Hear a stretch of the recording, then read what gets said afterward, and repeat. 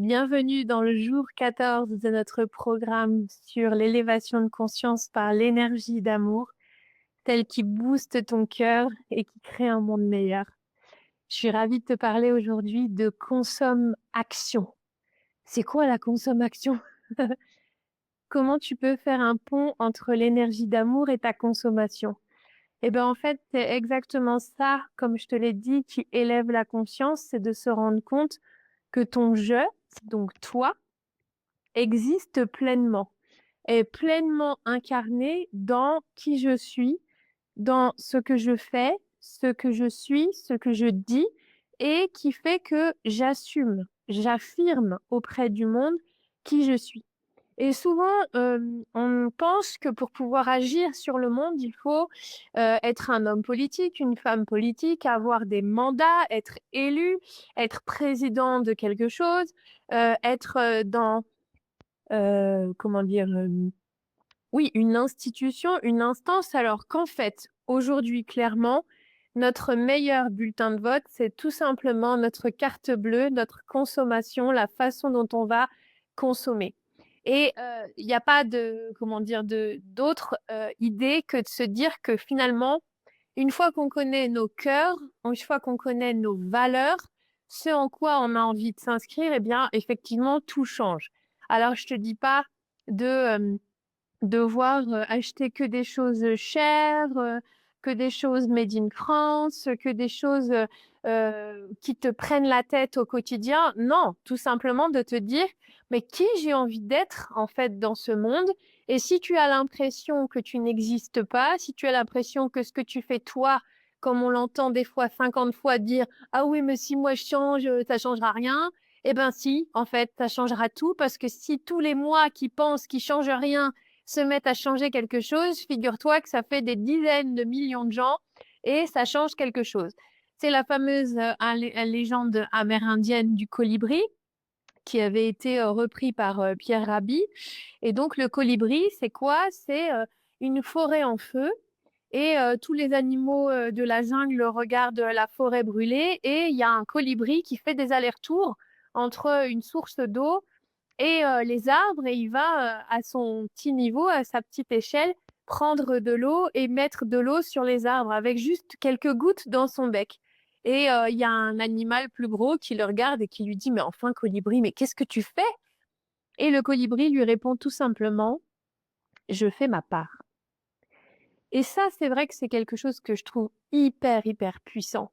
C'est de se dire en toute humilité et en toute honnêteté que clairement, Heu, ce que moi je fais à mon échelle, peut-être que c'est insignifiant, mais peut-être pas, en fait. Et que si chacun fait humblement sa part sur lui-même déjà, eh bien forcément ça rayonne et ça se transmet. Et ça, je l'ai vécu pendant ma deuxième grossesse où, il y avait eu les biberons sans parabènes. Il y avait eu, toutes des études qui montraient que le parabène était toxique pour les enfants quand il passait non, c'était pas le parabène, n'importe quoi, c'était le bisphénol A, pardon.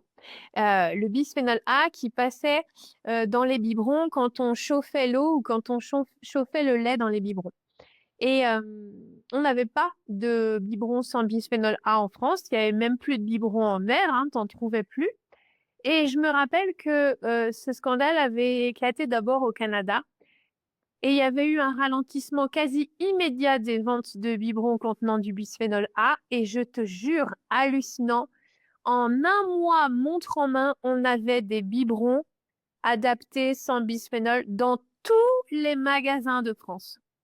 Et évidemment, en ligne, ils étaient arrivés avant. Et c'est là que je me suis dit: «Oh waouh! Mais en fait, on a vraiment un pouvoir». Pas pouvoir dans le sens de prendre le pouvoir, mais pouvoir dans le sens de la capacité de faire, la capacité d'exister. Et donc cette énergie d'amour que tu entraînes avec ces 10 minutes par jour dans ton cœur et dans ton être à émerger, elle rejaillit naturellement sur ta consommation et elle devient même une consomme-action puisque tu mets de la conscience dessus.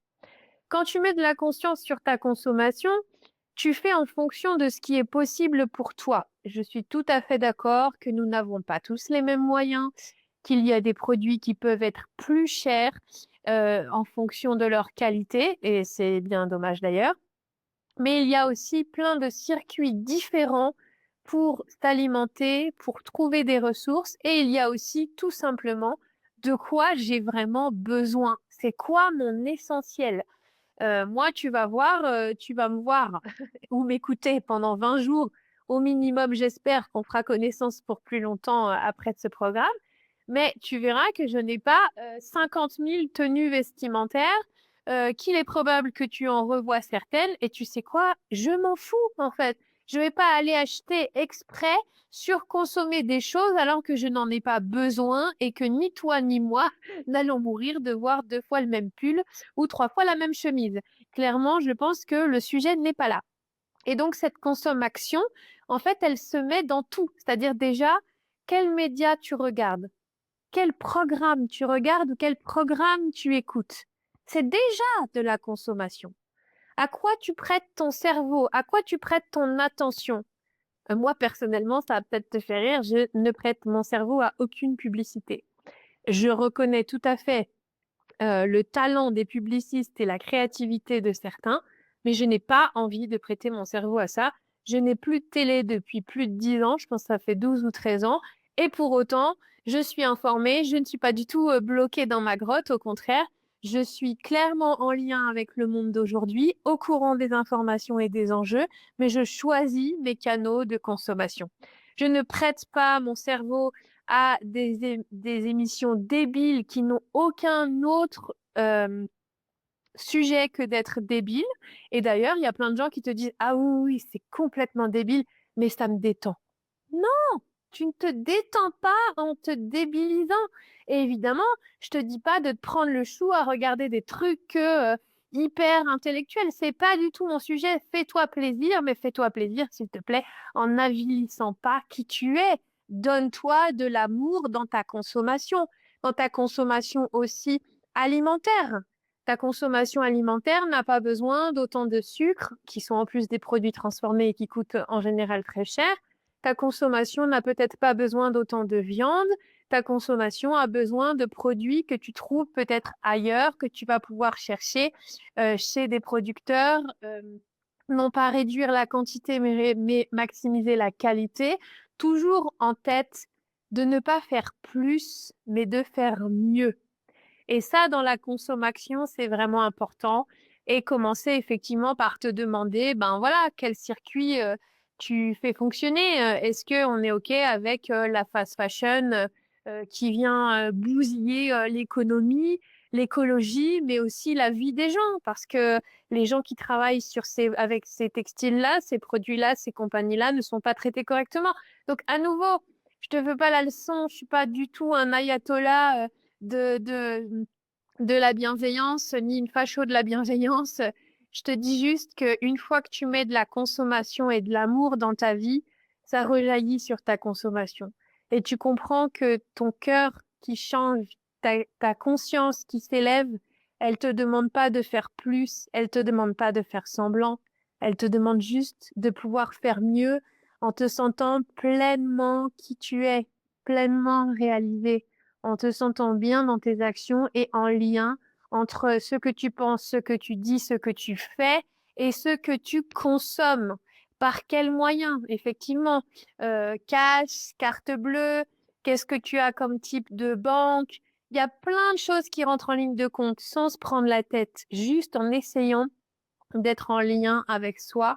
Et ça, c'est de l'énergie d'amour qui rayonne directement dans le monde. Rappelle-toi, ce que tu consommes est aujourd'hui ton meilleur bulletin de vote. Et c'est pas grave de lire quelques étiquettes, de te documenter un peu, ça va pas te faire perdre du temps, ça va pas te saouler. C'est juste à un moment donné du respect pour toi et du respect pour le reste du monde. Donc, euh, c'est important de te poser des questions de conscience, pas qu'est-ce que tu fais bien, est-ce que tu es une belle ou une bonne personne, c'est pas mon sujet. Mon sujet, c'est est-ce que tu es en lien avec ton cœur, est-ce que tu es aligné et à quoi tu participes chaque jour, parce que derrière, eh ben, tout, comme je te le disais, a une conséquence et sans se prendre la tête, bah, qu'est-ce que ça fait du bien de pouvoir tout simplement assumer qui on est.